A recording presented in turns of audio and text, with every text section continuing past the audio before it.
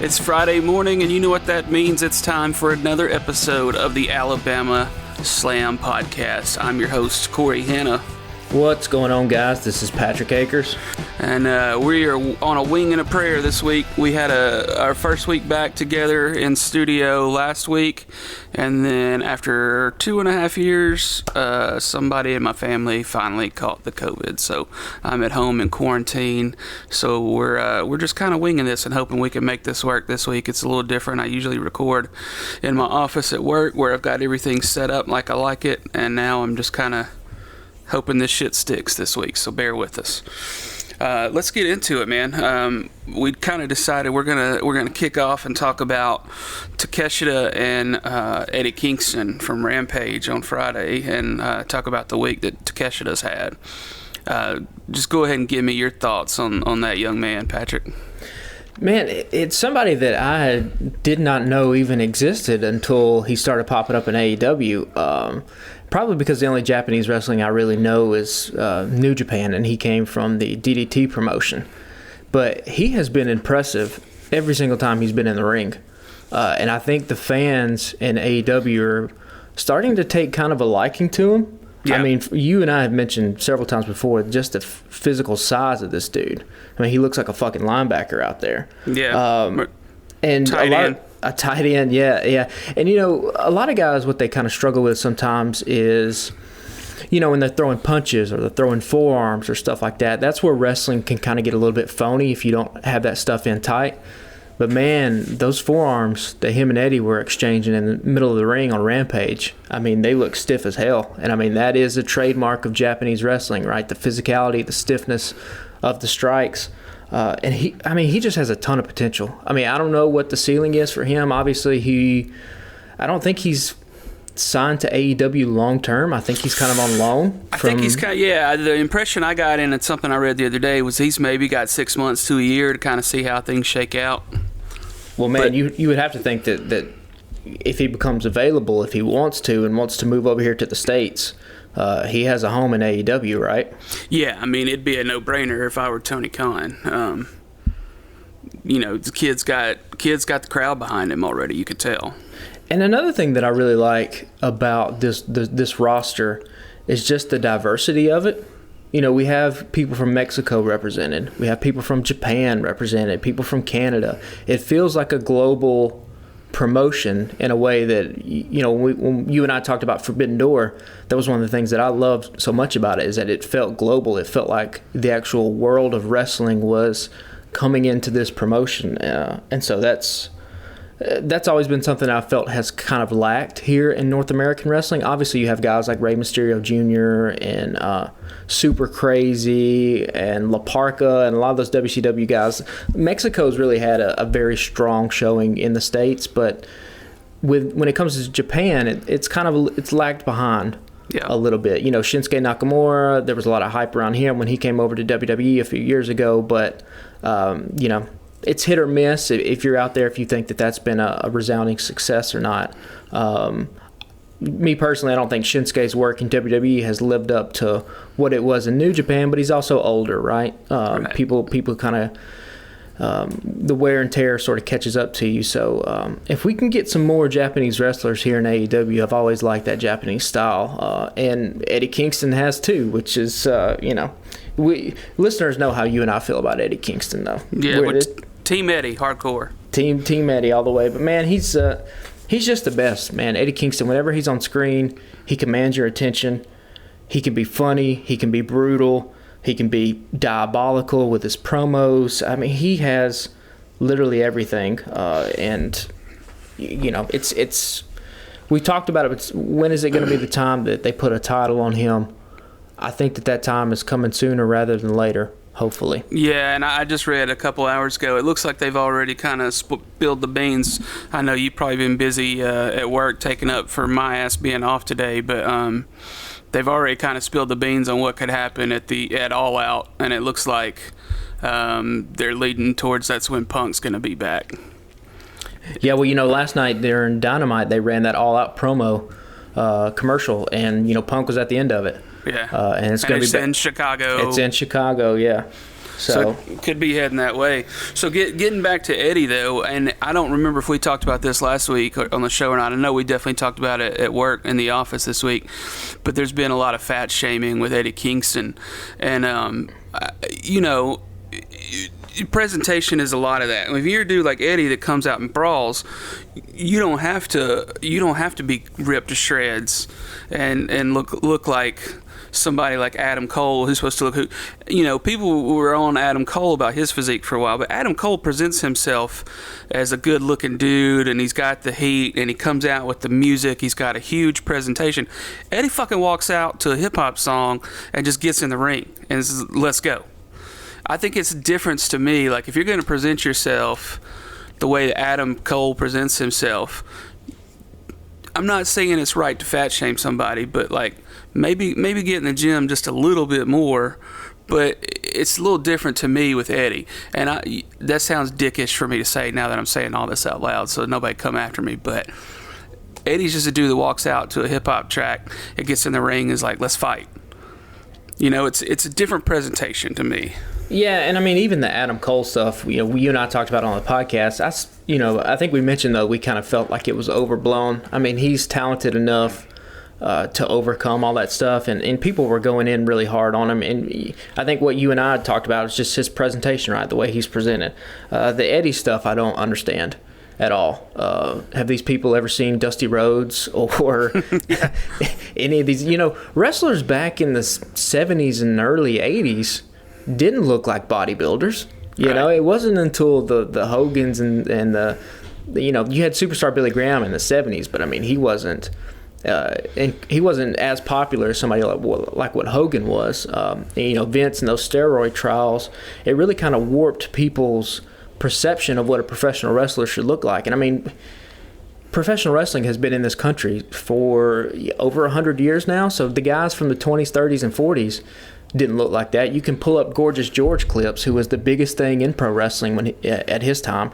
He didn't look like a bodybuilder in the least bit, but he looked athletic. He looked like he could fight, and that's what Eddie's Kingston is too. He looks like he can whoop your ass. Yeah, he might look like a mechanic or a fry cook, but if you say something cross to him, he's gonna hit you with that KFC two-piece. You know what I'm saying? So like, and it's disrespectful, I think, to continuously like talk about his physique when his in-ring work and his physique isn't even his biggest attribute, right? It's his promo skills. Right. And on Rampage, he's literally standing in front of a white wall and he gets 90 seconds.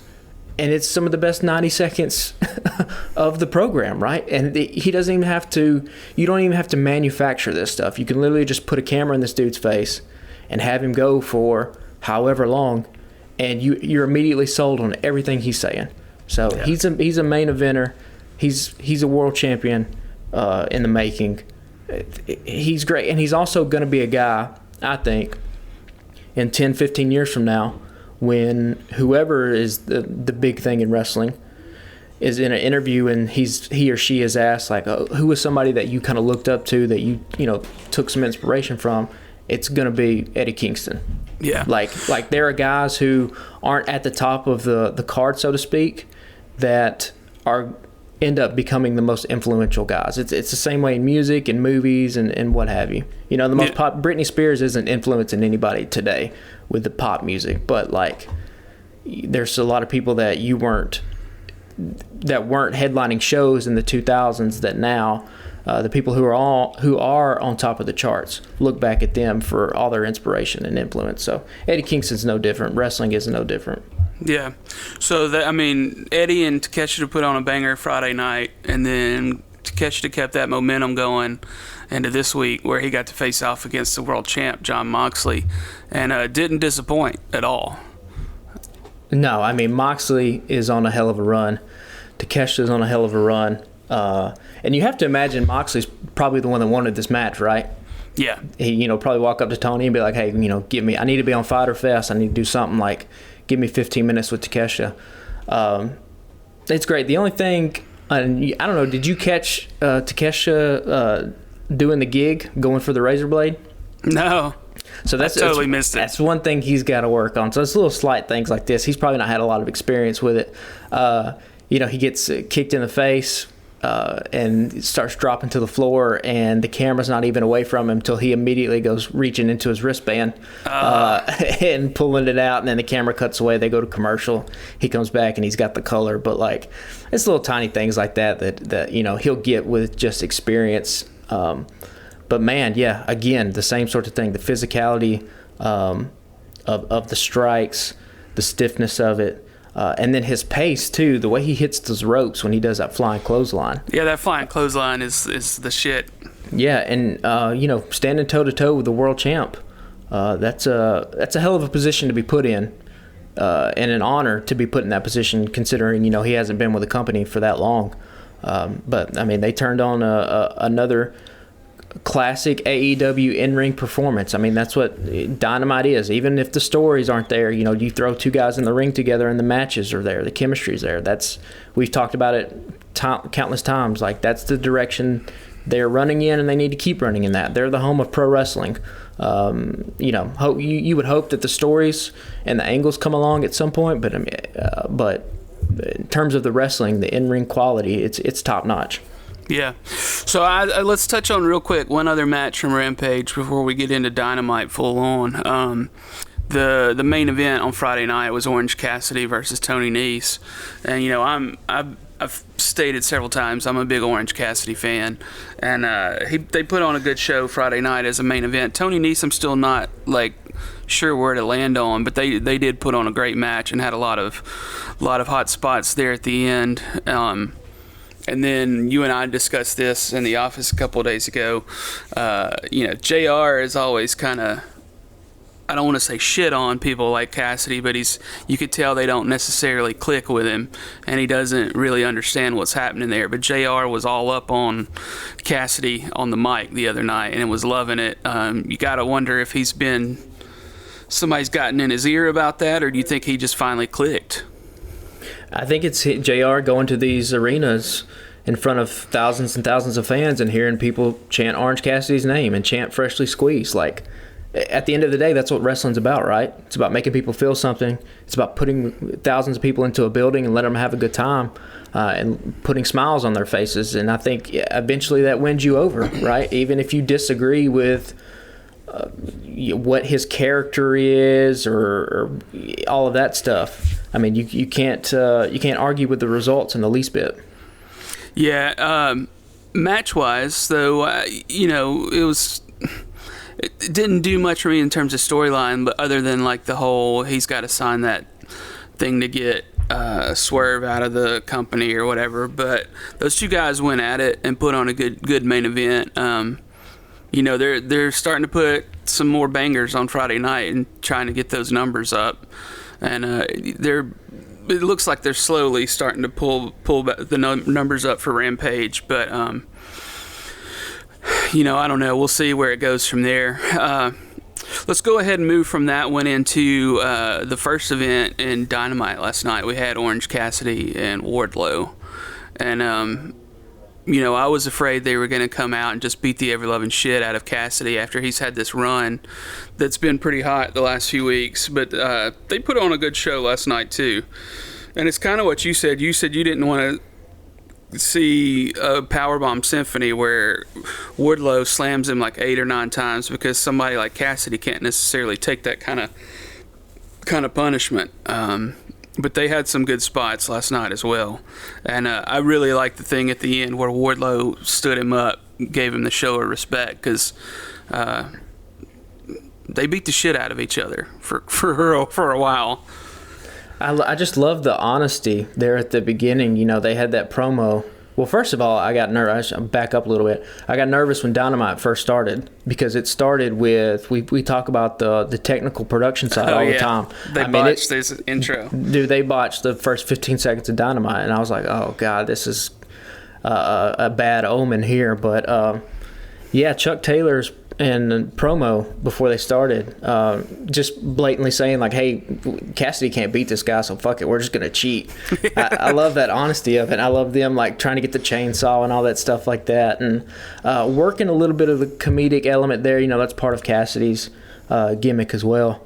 But yeah, I mean, that's what we talked about last week is you don't want, as Wardlow has now moved up into the card, you don't want him power bombing these mid card and upper mid card type guys 5 or 6 times, because it's just going to kill their character. It's going to kill their heat.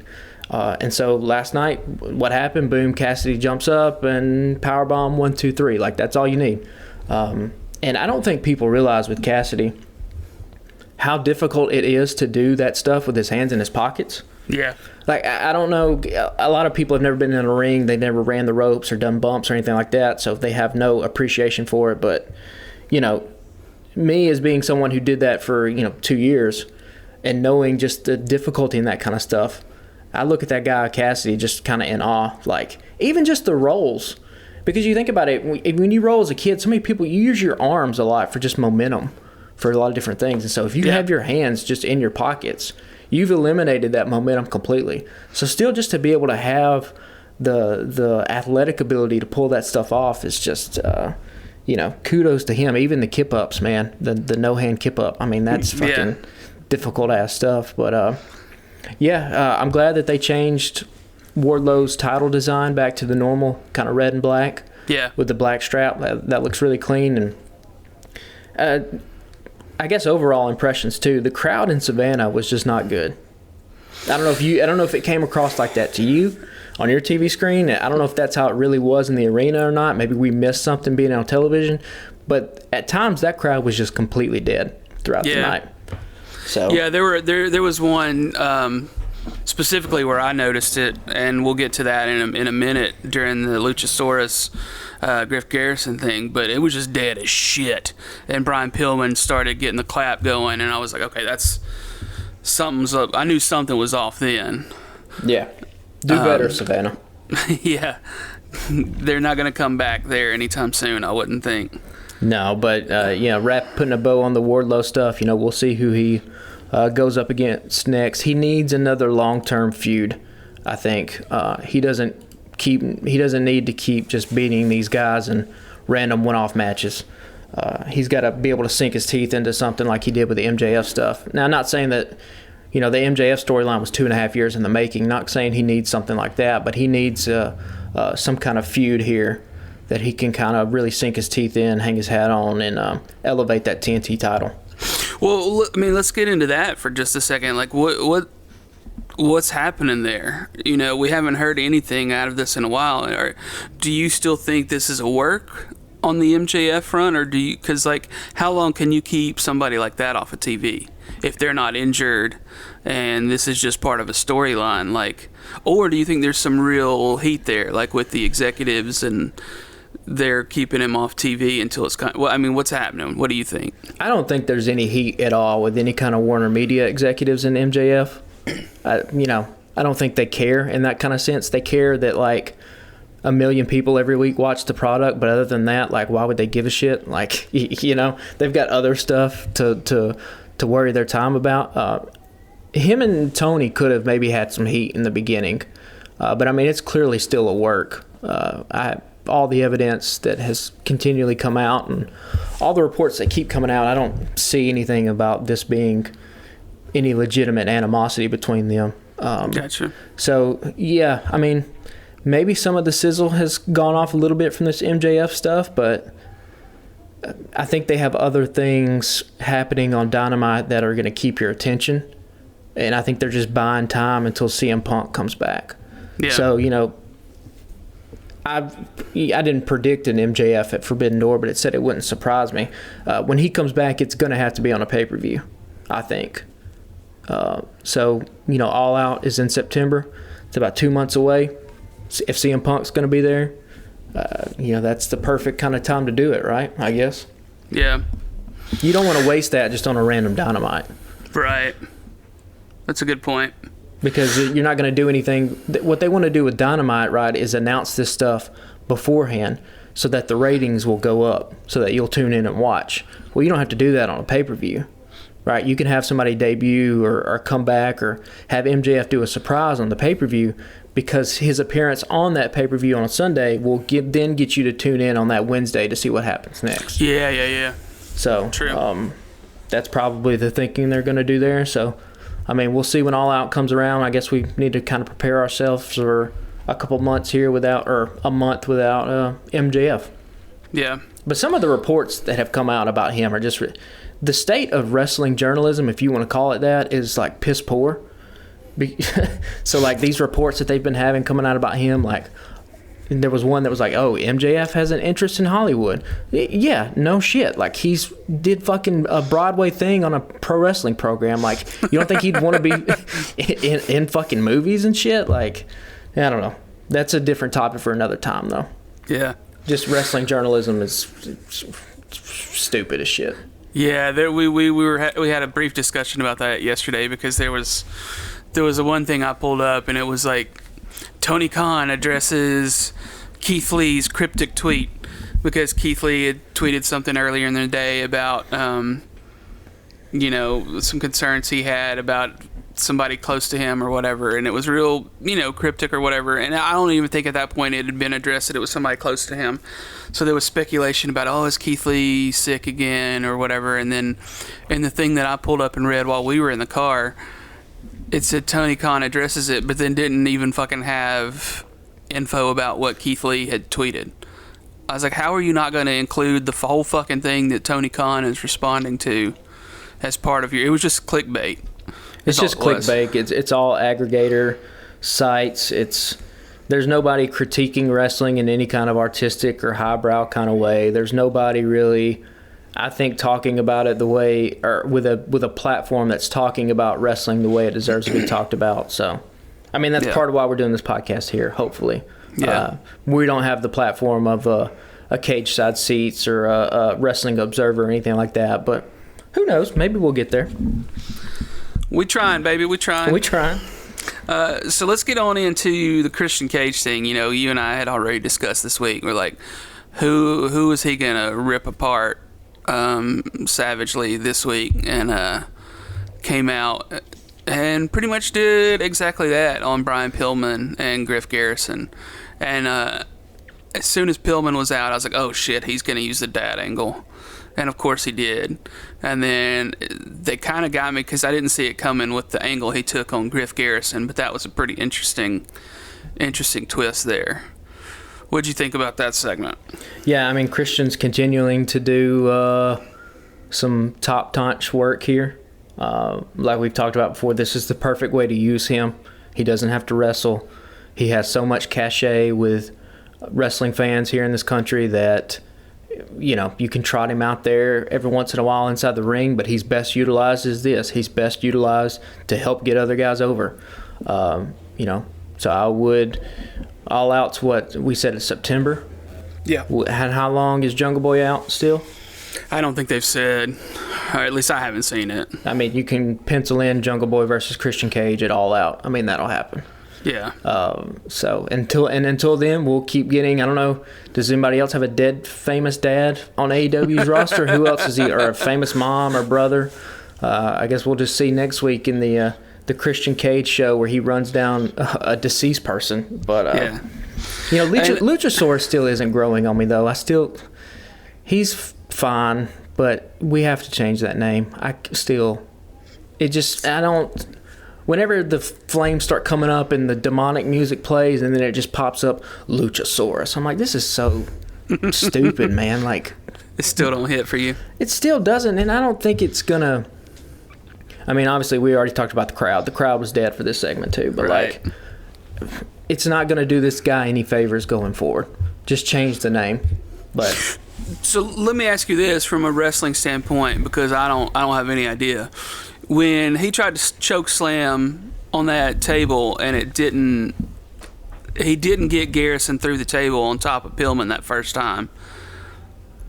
Did that fucking just hurt like hell? Like how does that work? If the table didn't give, was it because Pillman was there to kind of absorb some of the hit, or what happened there? Like, why did it take 2 times for that to work? So the table was probably a little bit too high. So you're just talking about momentum and force, like when you're driving down.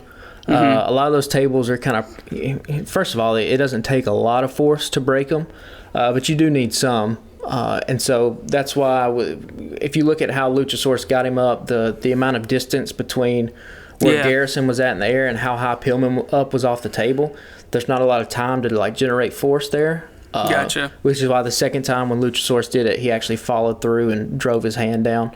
Gotcha. You know, wacky stuff like that happens sometimes. I mean, it's a live show, so you're going to get little things like that. But yeah, I mean, I guess they're going to keep putting them through the table. Yeah. So that's going to be a weekly thing, I'm sure.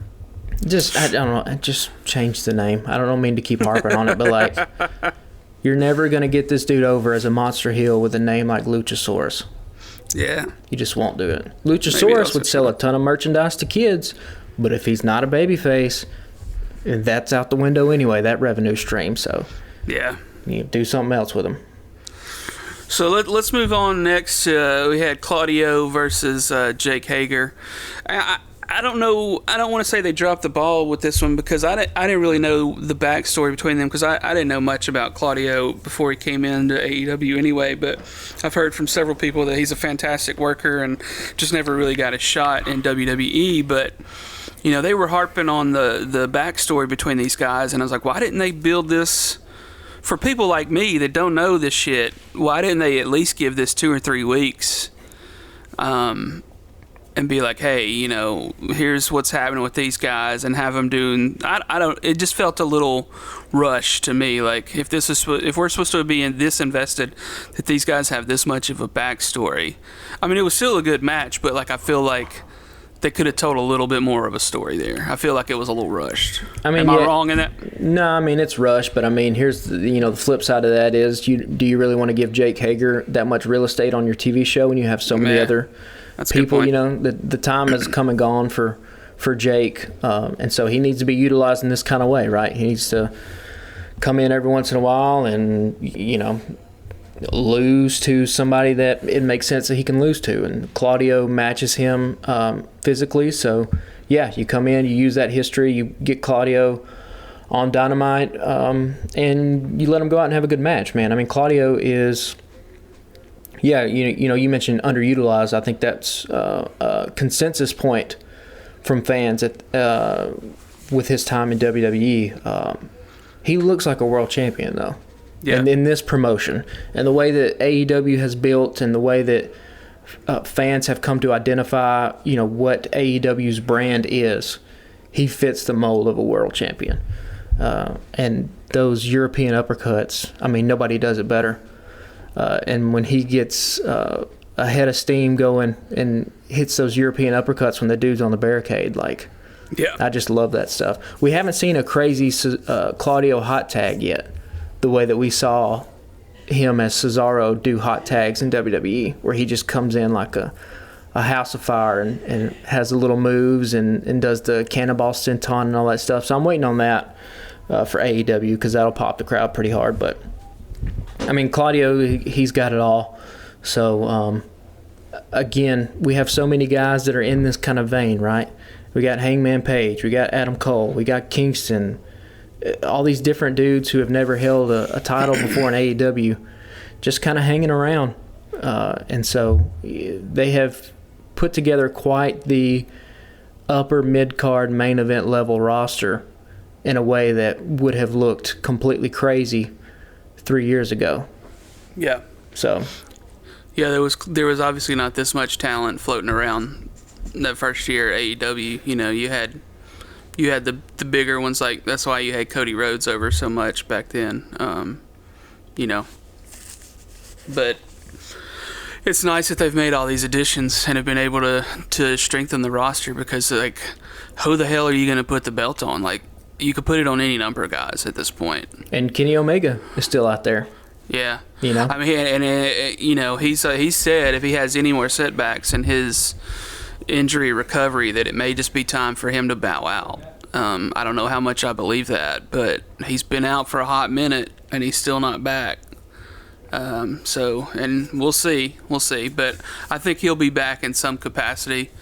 You know, he may come back if he is injured to the point where he can't come back. He'll come back as a manager or EVP, have an EVP role in some way, I would assume. Maybe with the women's division, like we've talked. Yeah, he would have some kind of producer role. I mean, he's such a valuable guy just to have hanging around that locker room to let people pick his brain. Yeah. He's never gotten the big mainstream attention he's deserved because he never went to Vince, right? Right. He never went up north. He was over in Japan and doing that kind of stuff. But again, you talk about influences and people who adopt stuff from your style. I mean, Kenny Omega, he's up there. Yeah. So. Well, speaking of the women's division, the next match was Anna Jay versus Serena Deeb, which really didn't do much for me except for it looks like they're probably setting up, as we've mentioned before, some sort of women's tag team with, they put Thunderstorm together and made that a thing the last couple of weeks, and it looks like they're going to try to get Anna Jay and Ty Conti back together. And then, of course, in the Thunderstorm promo, you had Britt Baker and Jamie Hayter that came out, another duo. So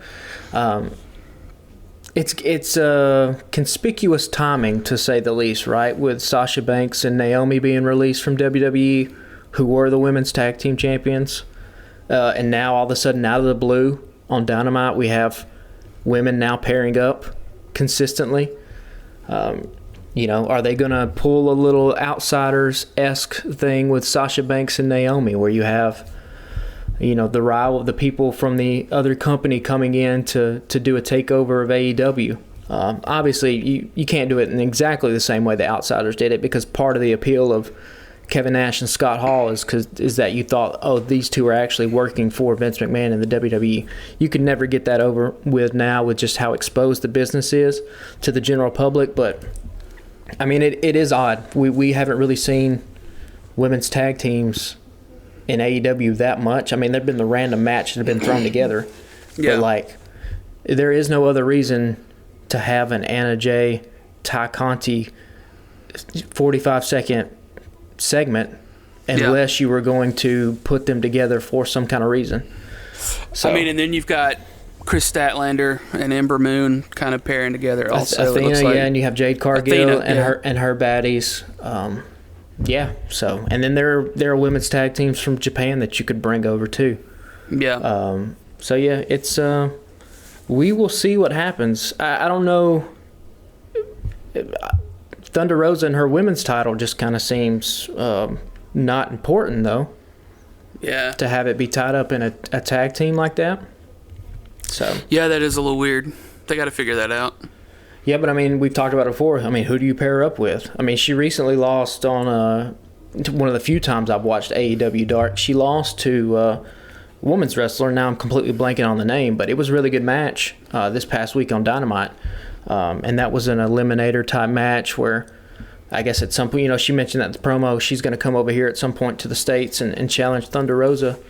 But yeah, it seems like they have just kind of decided that we're going to put the women's title on the back burner for a little bit. Yeah. Which is foolish because you would never do that with the main title, right? You never do that with the dudes. Yeah. I'll bring this up too. Shout out Eddie Forsyth. He texted me the other night. He said he doesn't necessarily like that they keep putting Moxley on TV, defending the title that way. And I was like, maybe it's just a way to kind of keep the title relevant. Obviously, they're not going to let anybody lose, anybody win over Moxley on TV. Because Eddie mentioned this as well. He said he had never seen an interim title like this before ever. So it's interesting that they're kind of doing that. But in a way, I mean, it kind of helps build up Takeshita like it did this week. Maybe that's how they're going to use it. I think putting him on TV every week is definitely not the way to go. They need to, because something could he could end up getting hurt or whatever before Punk gets back, and then they'd have that whole thing fucked up. Yeah, but I don't know if you necessarily, book your program with, that kind of fear in your mind. I think, not that he has to be wrestling every single week, but I think he should be featured on Dynamite every single week. Like, if you take the idea that everything revolves around the main championship. So, like, everything in the men's division should revolve around the world title. Everything in the women's division should revolve around the women's world title, or else there's no point of having those titles. Yeah. And what's different about Moxley, and part of the reason why he is on TV every single week, and a lot of times he is wrestling, is because he's a babyface champion. And so that's kind of what you have to do with babyface champions. That was one of the critiques I had against Hangman's reign. It's just like he hardly ever wrestled, kind of. It's funny you say babyface because I think about that a lot with him, and I'm like, is he a babyface or heel? I think of him more as like a chaotic neutral sort of deal. Like you wouldn't say, I don't know if he's a clear face. That's a interesting. I mean, he is in the sense that they're not cheating to win.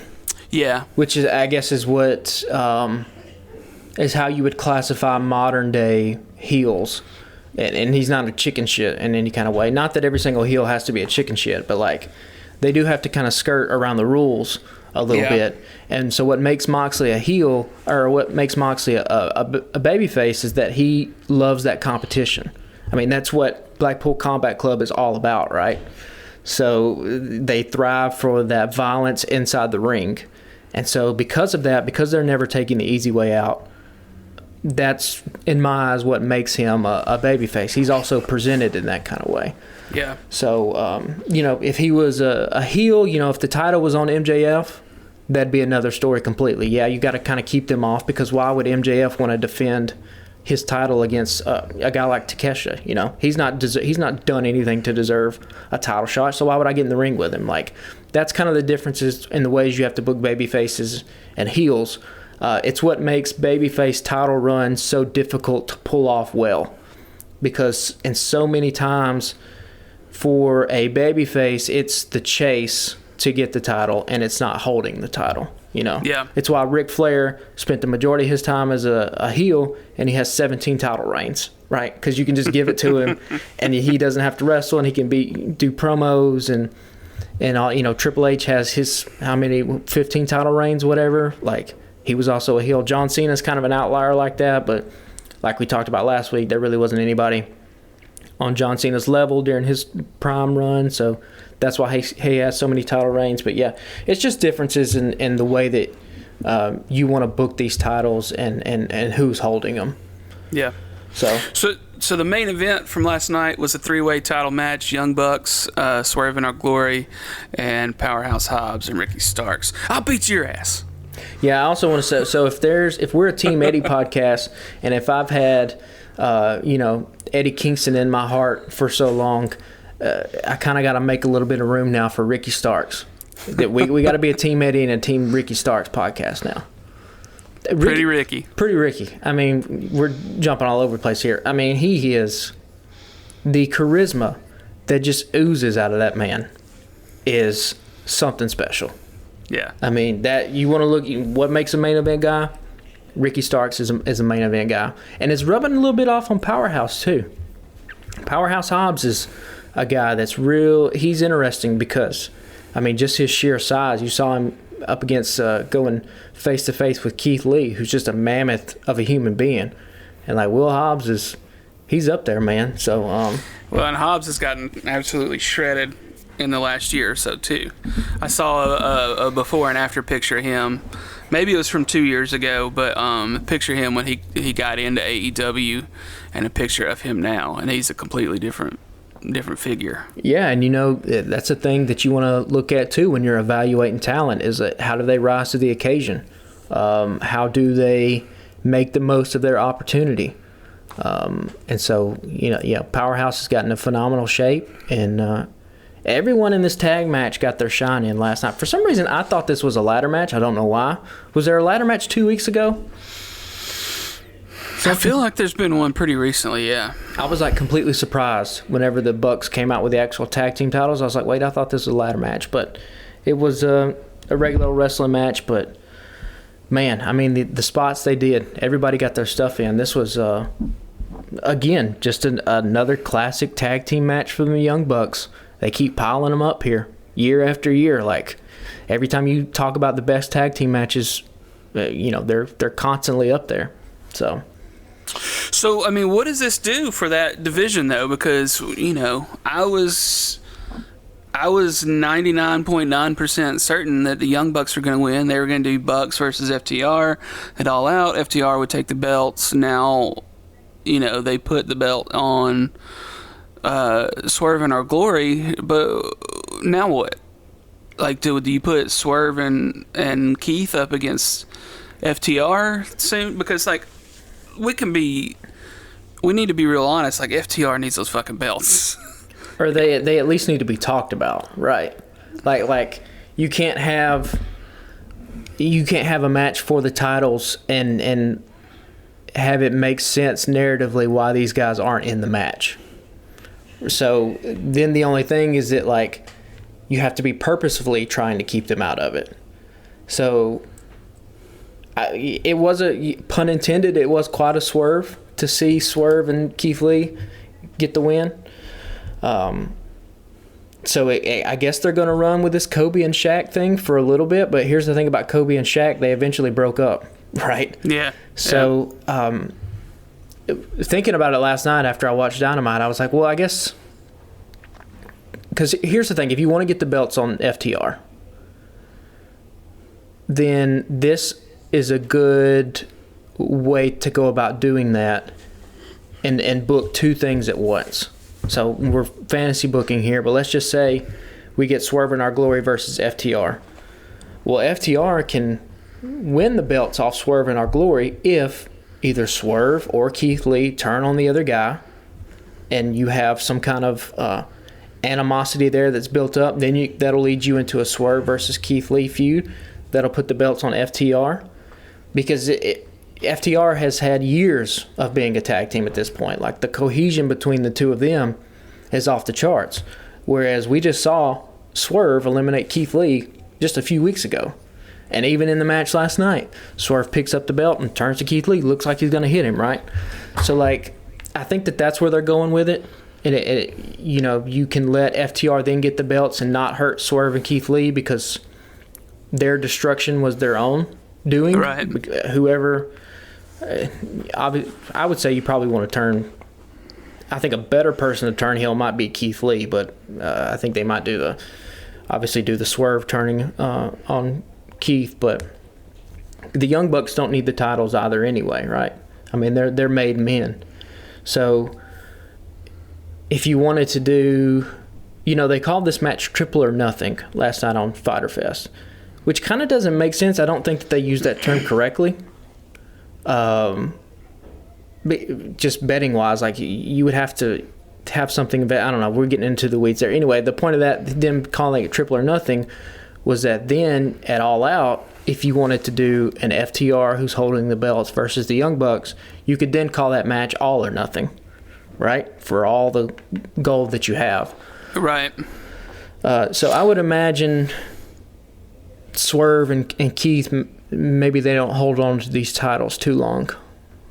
Maybe middle of August we get some kind of implosion that'll set up something for September. But you might be right. It surprised a lot of people on the internet. I mean, everybody thought what you and I were going to do. They would just, Young Bucks would win, and we'd eventually get this FTR thing, and we get this little twist in the narrative here. So it was shocking to me. They also almost fucked up and not had them holding the belts at the end because they almost ran out of time yet again. Yeah, and they didn't get much of a celebration at all. It was like, here's the belts, see you Friday. And they waited and waited and waited and waited. Like, there was probably about 7 or 8 seconds of dead air before they raised the titles up, and then they immediately went off air. So, like, we just got to tighten that stuff up.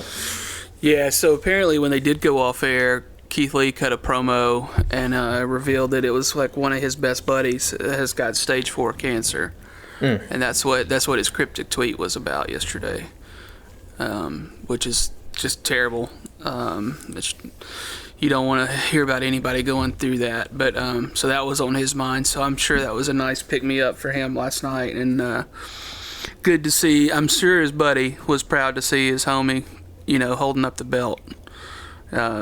So, I don't know. It surprised the hell out of me that it happened. I'm not going to lie. I had an oh shit moment. And you don't see a lot of oh shit moments on a Wednesday night show. I mean, like that. I don't feel like...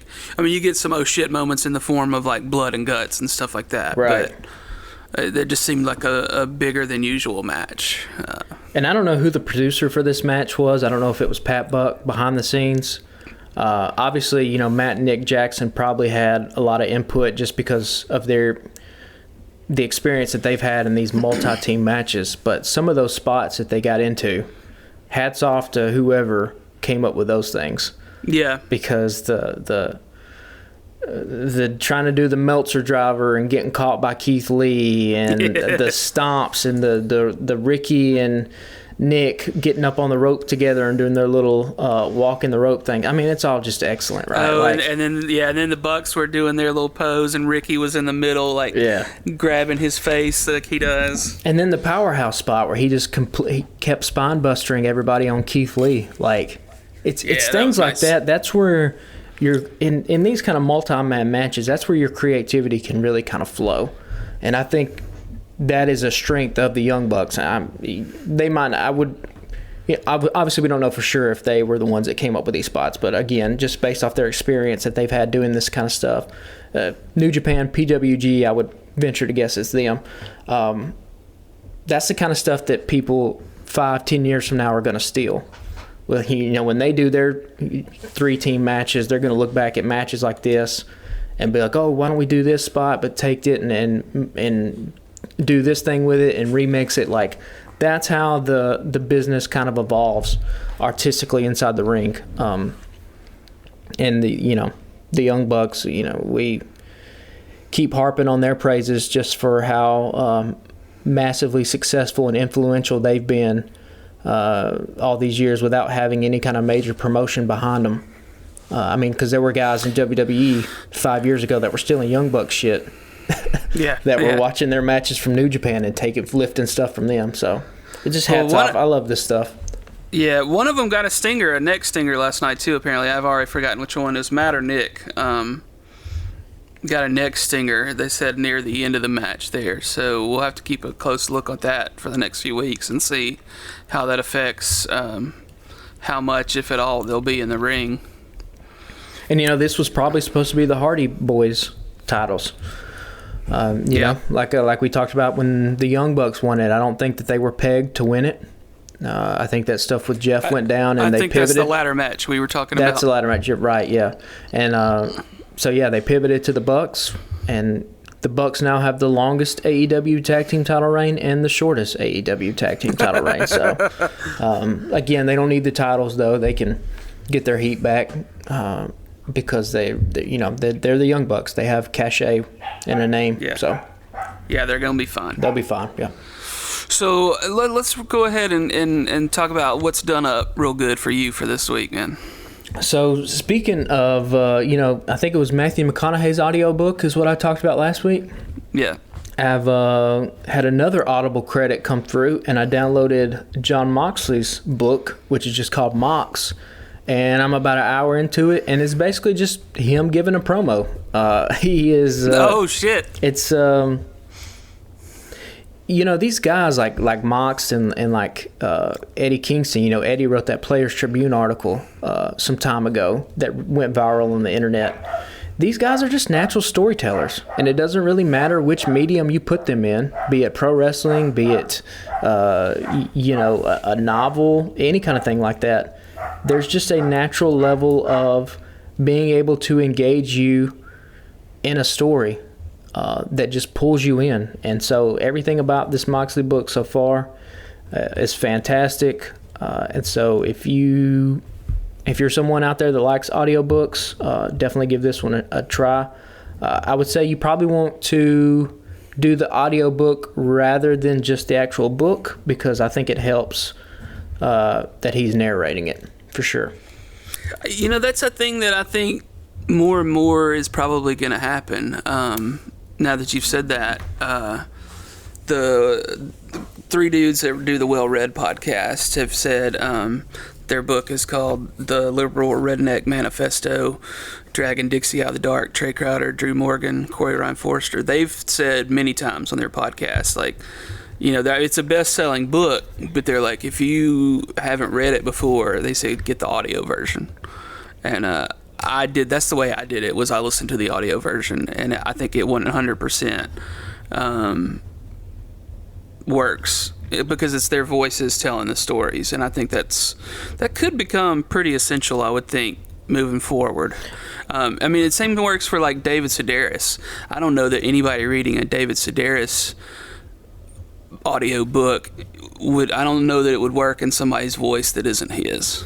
Right, and also too, what the audiobook is, it's the marriage between the podcasting and the writing. Like writing allows you to take time with your thoughts. It allows you to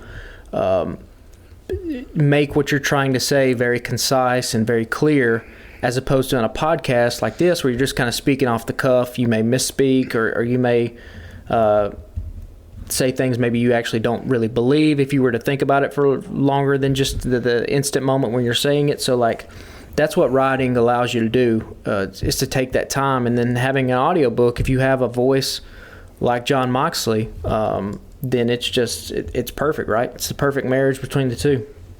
Yeah. And so my done up real good for the week is I've been thinking on it and trying to pick, but we had a quick trip to Nashville yesterday for some work stuff, and I think I got to go with the Edley's barbecue. I had the brisket burn-ins over some cheese grits and delicious cornbread on the side, and that one's kind of stuck with me. I woke up thinking about brisket today. You can't really get burn-ins here in Huntsville, I don't think, anywhere. So I jumped at the chance to get some while we were in Nashville yesterday. And also that damn hot pork barbecue on top of those nachos was good as the appetizer. And I'm a sucker for a good homemade potato chip. And their nachos were more like potato skin kind of deals. I wouldn't say nachos. You think tortilla chip, but they were good as shit too. So I've been thinking about that food pretty much all day, and not gonna lie. And I will have to hit up Edley's barbecue in Nashville the next time we're back up there. Absolutely. Hey, one thing we missed. Did you see Ric Flair's tweet about Chris Jericho last night? Oh, no, I did not. Yeah, so, Jericho had the, him and Kingston have the barbed wire, everything death match coming up next week. And then, which is supposedly going to be the end of that, is what they're saying. You got to hope so. Also, Yeah. You have to love the corporate synergy that it's Shark Week and they're putting JAS in the shark cage. It's good stuff there.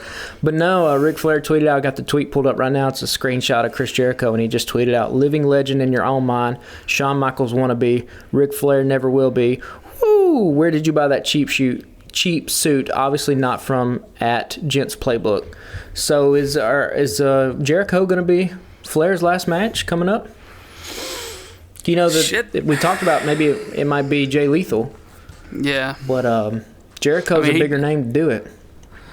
Yeah, do you think they're swerving at the last minute on that? We're only 2 weeks out from the last Flair match. Yep, July 31st.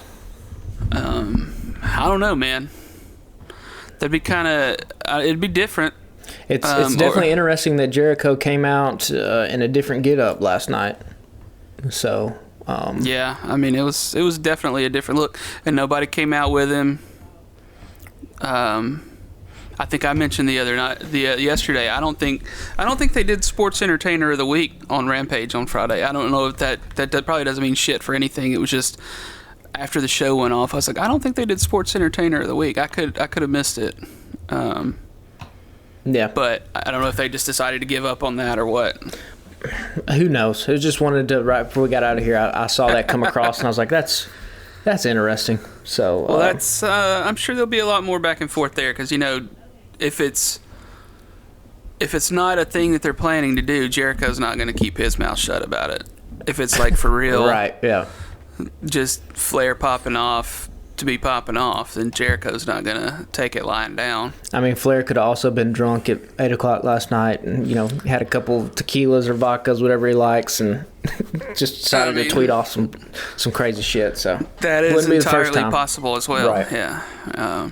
So yeah, man, I think that's it. It'd be awesome if you guys would give us a follow at Alabama Slam Pod on Instagram and Twitter, and you can follow the Alabama Take on Facebook. That's where we're part of a network of folks, a collaborative, if you will, a bunch of folks writing and doing podcasts. Blaine Duncan is the the editor-in-chief over there, has his own podcast in the Alabama Take Network called Taking It Down with a couple folks, good folks, talking about mostly TV. They do some music and movies in there as well. And then the new season of Your Song Sucks starts very soon. Season 3 is coming out. And you can get on tpublic.com, and you can find Alabama Take and Alabama Slam t-shirts, coffee mugs, etc., etc., etc. And it'd be super awesome if you guys would take a half a second, if you listen on Apple Podcasts, and leave us a review over there. A 5-star review would help us get a little more visibility, and we'd be really appreciative of it. And I think that's going to do it for this week, man, unless you got anything else you want to sign off with. That's it, man. We got some more great wrestling coming up. Yeah, I'm excited. It should be fun. Should be 2 more good nights of Fyter Fest, and then got a Ring of Honor pay-per-view here in a couple weeks, and then. Oh, we should mention we're gonna talk about SummerSlam. Yeah. I think I listeners. may peek in on that too. Yeah, so we're not real heavy on WWE stuff, but yeah, we're gonna take a look at SummerSlam. See what's going over there with the World Wrestling Entertainment, other than the fact that Vince McMahon is I guess it's finally come out that he's kind of maybe allegedly a piece of shit, if you didn't kind of know that beforehand. So there's some paperwork to prove it, it sounds like. Turns out a guy who, when he can create his own stories, creates all these stories of him harassing young beautiful women. If somebody does that in story, chances are they probably do that in real life too. Yeah. We'll do a little more digging on that this week, and then maybe we'll start off the show next week with that. Neither of us have really spent too much time reading on that this week, so we didn't feel really confident going in depth on it, but it's definitely something that should probably be discussed. So anyway, man, well, I think that'll wrap it up for us for this week, and hopefully everything will be back to normal next week. We'll be recording in person, and we'll see y'all then. Thanks for listening. See you guys.